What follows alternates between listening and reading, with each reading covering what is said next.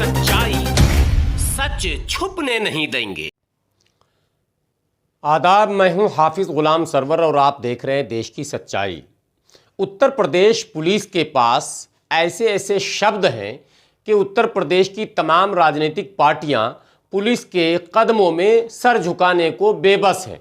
मैं ऐसा क्यों कह रहा हूं? ये इसलिए कह रहा हूं कि एक दो नहीं अनेकों ऐसी घटनाएं उत्तर प्रदेश में घटी हैं जिसमें पुलिस ने ऐसा तर्क प्रस्तुत किया कि तमाम राजनेता अपने अपने जगह पर आराम से बैठ गए। हाँ, ट्वीट उन्होंने जरूर किया। देश में ट्वीट का इस समय बोलबाला है और अगर मामला मुसलमान का हो तो ट्वीट तो बहुत बड़ी चीज है, इसलिए कि ट्वीट अगर अखिलेश करते हैं, अगर मायावती करती है, अगर प्रियंका गांधी करती है और अगर चंद्रशेखर रावण करते हैं या राजभर करते हैं तो ये तो उनका एहसान है। साहब, ट्वीट तो डॉक्टर अयूब और असदुद्दीन ओवैसी भी करते हैं, क्योंकि मुसलमानों से जुड़े मामले पर मंचों से शायद लंबी लंबी बातें हो जाएं, वोट को पोलराइज करने की कोशिश हो जाए, लेकिन उनको न्याय दिलाने और मामले को अंजाम तक पहुंचाने की कोशिश आज तक किसी भी राजनेता ने नहीं की है।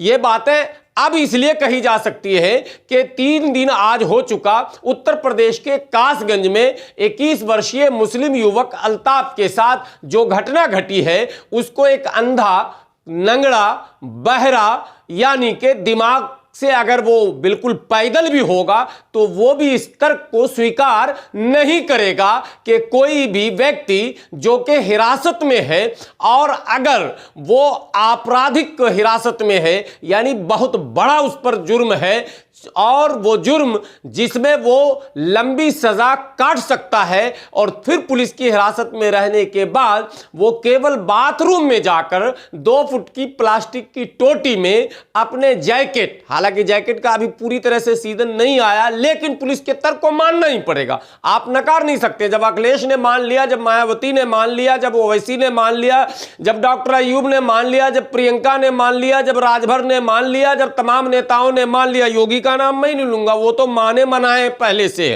तो फिर आपको हमको भी मानना पड़ेगा, क्योंकि उत्तर प्रदेश पुलिस ने यह तर्क पेश किया। शायद अदालत भी यही मानेगी, क्योंकि अब तक उत्तर प्रदेश पुलिस के सारे तर्कों को अदालत भी मानती आई है। लोकतंत्र का कितना बड़ा दुर्भाग्य है कि 2 फुट की प्लास्टिक की टोटी में एक 65 किलो का 21 साल का नौजवान और वो जैकेट के अंदर जो एक 1.5 फुट की रस्सी होती है, 1.5 से 2 फुट की होती है जो गले में आपने देखा, उससे लटकने की कोई जगह ही नहीं है। बाथरूम की पूरी तस्वीर को देखेंगे तो वहां लटकने की तो बात दूर है, बाल्टी अटकने की जगह है सिर्फ, और वहां वो आत्महत्या कर लेता है। और इस तर्क को बड़ी आसानी से तमाम लोग मान लेते हैं। इसलिए मैं कह रहा हूं मान लेते हैं कि ये इतना बड़ा जुर्म था। ये 2 तरह से जुर्म है। एक तो वो व्यक्ति मजदूर है, वो टाइल्स का काम करता था मृतक, और टाइल्स का काम जिस परिवार के घर में करता था वो भारतीय जनता पार्टी का कार्य करता था, उसके यहां वो टाइल्स लगा रहा था और उसकी बेटी फरार हो गई।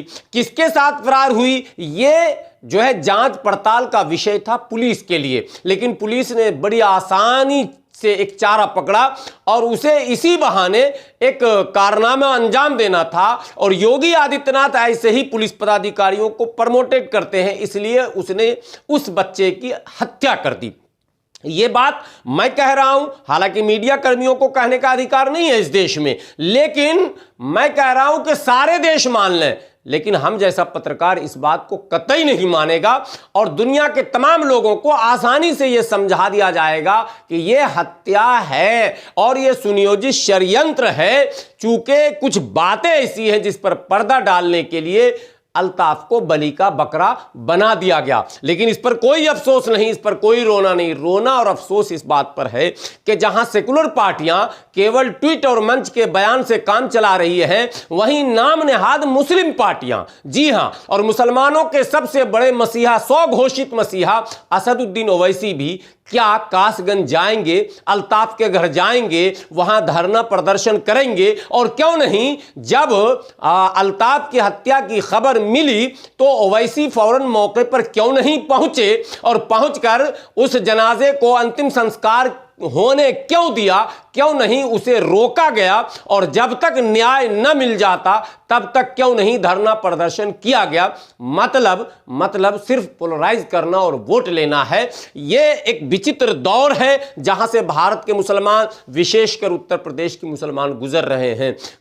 समझ में कुछ नहीं आता यकीन किस पर किया जाए, समझ में कुछ नहीं आता यकीन किस पर किया जाए। गला तो भाई से मिलकर भी भाई काट लेता है, और तरक्की पर पहुंचने की दुआ किसके लिए मांगूं, जिसे सर पर बैठाता हूं वही सर काट लेता है। इस वक्त मुसलमानों के साथ यही स्थिति बनी हुई है। साहब, जिसको अपना लीडर मानो, जिसको अपना रहबर मानो, अभी ट्वीट के साथ सोशल मीडिया पर अखिलेश को घेरने का एक ट्रेंड चल रहा है, ओवैसी समर्थकों के द्वारा, और प्रियंका को घेरने का षड्यंत्र चल रहा है। यह सब कुछ ट्रेंड चल रहा है, लेकिन मेरा सवाल सीधे सीधे उन मुस्लिम पार्टियों से है, डॉक्टर मोहम्मद अय्यूब अंसारी साहब से है। बड़ी लंबी लंबी बातें करते हो, उलमा कॉन्फ्रेंस, संत कॉन्फ्रेंस, और ये मुसलमानों की हत्या हो रही है उसको रोकने के लिए कोई कॉन्फ्रेंस नहीं। कॉन्फ्रेंस करेंगे, घर पर नहीं जाएंगे, इंसाफ नहीं दिलाएंगे। अगर राजनेता आज भी अड़ जाएं, इस मामले में शाबाशी और बधाई अगर किसी को दिया जाए तो एक उभरते हुए नौजवान चंद्रशेखर रावण को दिया जाए। हालांकि मुस्लिम के घरों पर वो भी नहीं जाएंगे। अब तक की खबरों के मुताबिक कोई दलित लीडर भी वहां नहीं पहुंच पाया है, लेकिन कम से कम दलितों का नेता वो है। तो दलितों के साथ जहां भी घटना घटती, अभी आगरा में एक घटना घटी, सारे दलित नेता पहुंचे, चंद्रशेखर रावण भी पहुंचे, लेकिन हमारे लीडरान जो लंबी लंबी तकरीरें करते, अल्लाह रसूल का वास्ता देते हैं, कासगंज जैसे सैकड़ों घटनाएं घट चुकी उत्तर प्रदेश में, तकरीर में कहेंगे। आज ही किसी मंच पे ओवैसी तकरीर में जरूर इस मुद्दे को उठाएंगे और मुसलमानों के जज्बात को भड़काएंगे। लेकिन इंसाफ की लड़ाई कौन लड़ेगा? क्या तकरीरों से इंसाफ मिल सकता है? क्या राजनीति में वोट धर्म के नाम पर देने से इंसाफ मिल सकता है? अगर ऐसा है तो आप ऐसा कीजिए, लेकिन मेरा यह मानना है कि इंसाफ की लड़ाई सड़क पर लड़ी जाती है और सदन में लड़ी जाती है, लेकिन सड़क और सदन दोनों जगह खाना पूर्ति करते हुए लोग नजर आ रहे हैं। ईमानदारी से कोई भी इंसाफ की लड़ाई नहीं लड़ रहा है। यही वजह है कि एक अल्ताफ ही नहीं, कई अल्ताफ अभी भी लाइन में खड़े हैं। और इसी तरह के हालात दिल्ली के अंदर भी कई बार हुए, जहां प्यार के नाम पर, जहां लड़कियों को भगाने के नाम पर मुस्लिम नौजवानों को जो है प्रताड़ित किया गया, जेल भेजा गया, और कई जगह उन्हें जो है मरने पर मजबूर किया गया है।